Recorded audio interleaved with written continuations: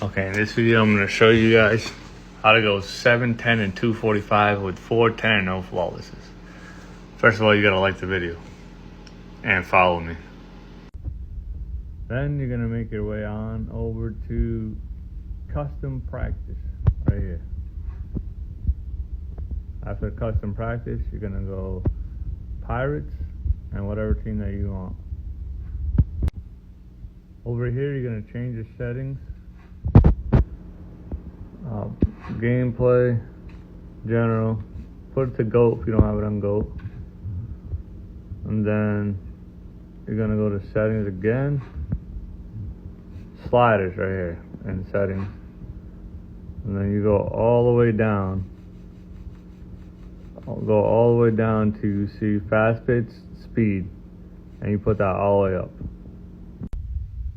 Then go to practice type, batting. And then make sure you have Paul Skeens in, put his fastball all the way up. Everything else down.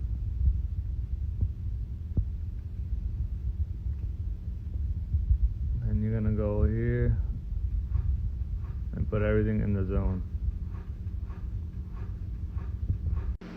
And right here, try to pick the guy with like the worst contact. So I just picked Newbar.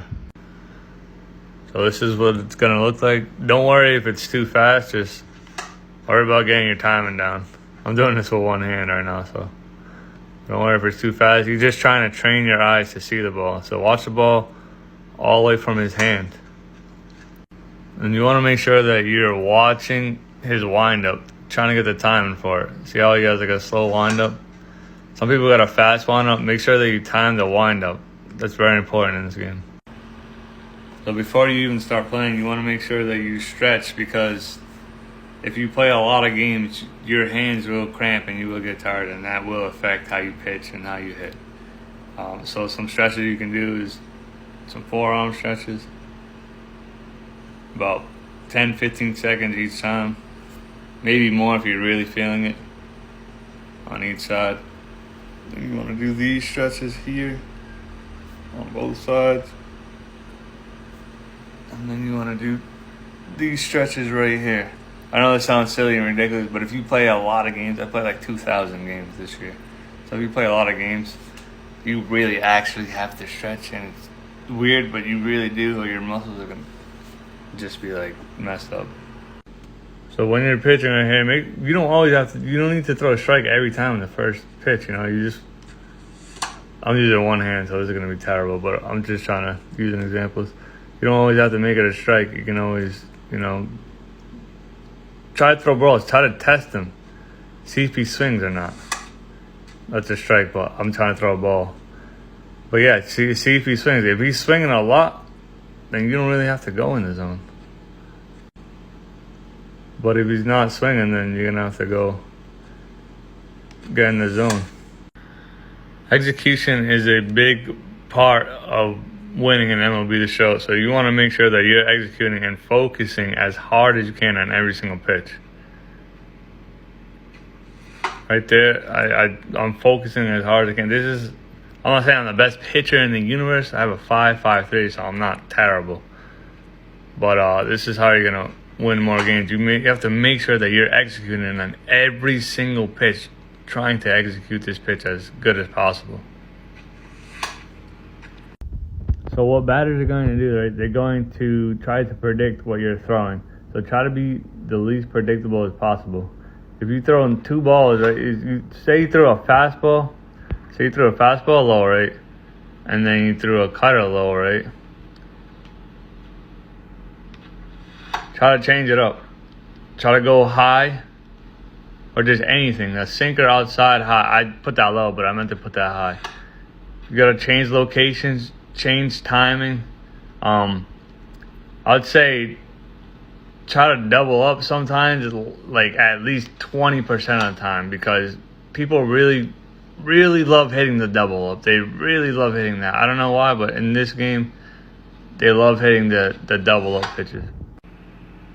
So when you're on pinpoint, pitch timing is crucial in this game. So like a sinker right here. Oh, it's awful.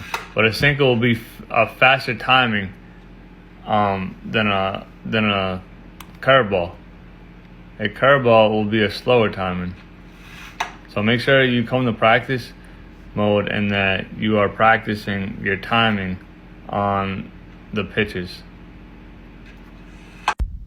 When you guys are pitching, you want to make sure that you are looking at the guy's attributes, right? If you see a guy like this and it's the third inning and there's a man on first and you're losing, and you're up by one, you do not want to pitch this man right here. You want to look for the best guy to pitch to. So if you got stats like this, you definitely don't want to pitch to this dude.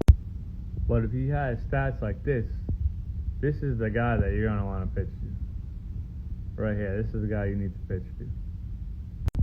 And don't worry if you already have two men on. It doesn't matter. You need to go for the best situation. Because more likely than not, that Carlos Beltran con is going to kill you almost every single time. So don't worry if you walk the bases loaded, because you could just get a double play, throw it home in the first, bam, it's 2 outs right there.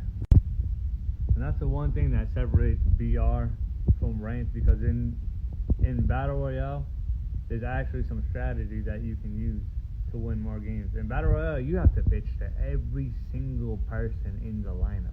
It doesn't matter who they are. They all have to be pitched, which is why there's no strategy in ranked. But in BR, you can have strategy, and it's more realistic than ranked, which is why I love BR.